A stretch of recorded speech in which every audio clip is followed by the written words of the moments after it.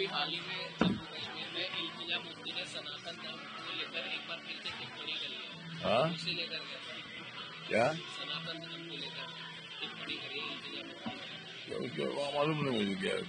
Rising Rajasthan को राजस्थान में किस तरीके से देखते हैं आप? राइजिंग राजस्थान तो अभी राइजिंग हो जाएगा नरेंद्र मोदी जी के नेतृत्व में और हमारे भजन लाल शर्मा जी के नेतृत्व में राजस्थान को राइजिंग करने के लिए आज यहाँ मोदी साहब आए थे और बहुत सारे देश के इंडस्ट्रियलिस्ट इधर आए थे और इंडिया के बाहर के भी कुछ मतलब यूनिवर्सिटी इधर आए थे और राजस्थान में ज्यादा से ज्यादा पैसा इन्वेस्ट हो जाएगा तो राजस्थान इकोनॉमी भी डेवलप हो जाएगी और राजस्थान के नौजवान लोगों को जो बेरोजगार लोग हैं उनको रोजगार भी मिलेगा।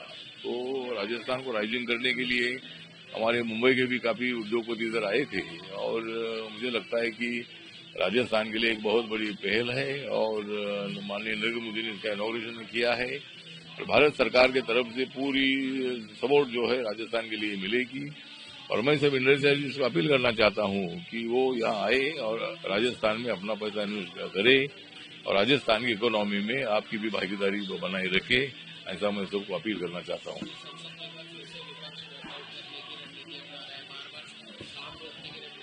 मुझे लगता है कि ये तो मतलब सत्ता जी आउट हो गए हैं तो वॉकआउट के बगैर उनके सामने कोई दूसरा अल्टरनेटिव नहीं है। ये बार बार मतलब वेल में आते हैं, बार बार मतलब हंगामा करते हैं और संसद का टाइम बर्बाद कर रहे हैं, लोगों के सवालों पर चर्चा नहीं करना चाहते हैं। मुझे लगता है कि वो एक दो दिन हम समझ सकते हैं लेकिन रोज रोज इधर हंगामा करना ठीक नहीं है और विपक्षी दलों को मेरा चेतावनी है कि भाई इसी तरह करते रहोगे तो अगले चुनाव में जो इतनी सीटें आई है वो भी मतलब उससे आधी भी सीट आएगी नहीं और लोग सब देख रहे हैं मोदी साहब क्या कर रहे हैं और आप क्या कर रहे हैं, इसीलिए रोज हंगामा करना ठीक नहीं है। जाति के आधार पर जनगणना के लिए सरकार की डिफिकल्टी ये है कि आर्टिकल 17 के मुताबिक जातीय व्यवस्था को खत्म कर दिया है और इसीलिए पहले सरकारों का भी प्रॉब्लम ये था कि भाई जाति के आधार पर जनगणना नहीं होती थी, खाली शेड्यूल कास्ट और शेड्यूल ट्राइब की जनगणना जाति के आधार पर होती है। ओबीसी और जनरल कैटेगरी की जो मतलब जनगणना है वो जाति के आधार पर नहीं होती है। लेकिन मेरे पार्टी की तरफ से मैंने राज्यसभा में बहुत बार सवाल उठाया है कि जाति के आधार पर जनगणना अगर हो जाती है तो सभी जाति का परसेंटेज कितना है वो मालूम हो जाएगा और सरकार को भी मतलब कौन सी जाति के लिए क्या करना चाहिए उसके लिए एक डाटा उनके सामने रहेगा। तो इसीलिए जाति के आधार पर जनगणना होनी चाहिए। लेकिन राहुल गांधी जी को मेरा सवाल है कि तुम बार बार अभी जाति की जनगणना होनी चाहिए ये बात कर रहे हैं, जब आपकी सरकार थी तब तो आपने नहीं किया, अभी तो रोज बोल रहे हैं कि भाई जाति के आधार पर जनगणना होनी चाहिए। लेकिन सरकार की डिफिकल्टी है लेकिन उसके बावजूद भी मेरी पार्टी की भूमिका ये है कि जाति के आधार पर जनगणना होनी चाहिए।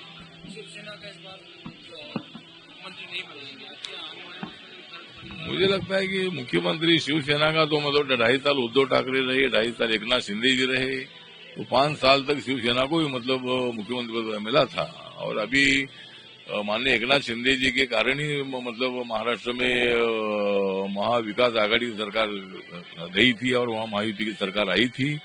इसीलिए एकनाथ शिंदे साहब को मतलब 2.5 साल के लिए मुख्यमंत्री बनाया था। उन्होंने बहुत अच्छा काम किया है, बहुत अच्छा आदमी है, लेकिन बीजेपी के पास 139 सीटें थी तो इसीलिए बीजेपी का हाई कमांड जो है ये मानने के लिए तैयार नहीं था और हम सब लोगों ने बोला था कि भाई जो मोदी साहब और अमित शाह साहब जो निर्णय लेंगे वो निर्णय मंजूर करे, एकनाथ शिंदे जी को बनाएंगे तो भी हमारा सपोर्ट है, देवेंद्र जी फडणवीस बना दे तो भी हमारा सपोर्ट है। लेकिन बीजेपी के साथ इतनी ज्यादा सीटें होने के कारण बीजेपी ने देवेंद्र फडणवीस जी को बनाया है और देवेंद्र फडणवीस जी मुख्यमंत्री होने के बावजूद भी एकनाथ शिंदे जी के सरकार में डिप्यूटी सीएम रहे थे। तो मुझे लगता है कि अभी एकनाथ शिंदे जी भी मतलब डिप्यूटी सीएम पर स्वीकारा है, इसका मतलब वो कोई उनकी इमेज कम हुई ऐसा बिल्कुल नहीं है, उनकी इमेज और भी बढ़ गई है और कार्यकर्ता के रूप में काम करते आए हैं। इसीलिए मुझे लगता है कि महायुति की सरकार जो है बहुत अच्छी तरह चलेगी, महाराष्ट्र को आगे ले जाने का काम करेगी और सभी वर्गों को न्याय देने के लिए देवेंद्र जी की सरकार काम करती रहेगी। महाराष्ट्र में बीजेपी का कद लगातार बढ़ रहा है, क्षेत्रीय पार्टियों को क्या भविष्य? मुझे लगता है कि क्षेत्रीय पार्टियां भी उनके साथ है। मुझे लगता है कि आप लोग जानते हैं कि 2014 में बीजेपी के पास क्लियर बहुमत था, 282 सीटें थी, तो भी सरकार इंडिया की बोलते थे 2019 में बीजेपी पास 303 सीटें थी, क्लियर बहुमत था। उसके बावजूद भी मतलब सरकार को एनडीए सरकार बोला जाता था। तो इसीलिए क्षेत्रीय दलों को बीजेपी खत्म करती है, इसी तरह का आरोप में तथ्य नहीं है। मेरी पार्टी छोटी पार्टी है, मेरी पार्टी का एक भी एमपी लोकसभा में नहीं है, तो भी मुझे तीसरी बार मोदी साहब ने उनके मंत्रिमंडल में ले लिया है। तो इसीलिए क्षेत्रीय पार्टियां को खत्म कर दिया ऐसा बिल्कुल नहीं है।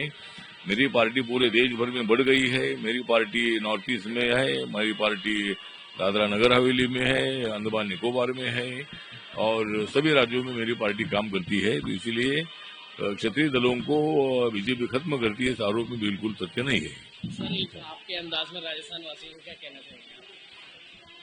तो मतलब इतना ही बताना चाहता कि हम लेते हैं भारत माता की आन, हम सब लोग लेते हैं भारत माता की आन और नरेंद्र मोदी जी के नेतृत्व में मजबूत करेंगे हम राजस्थान।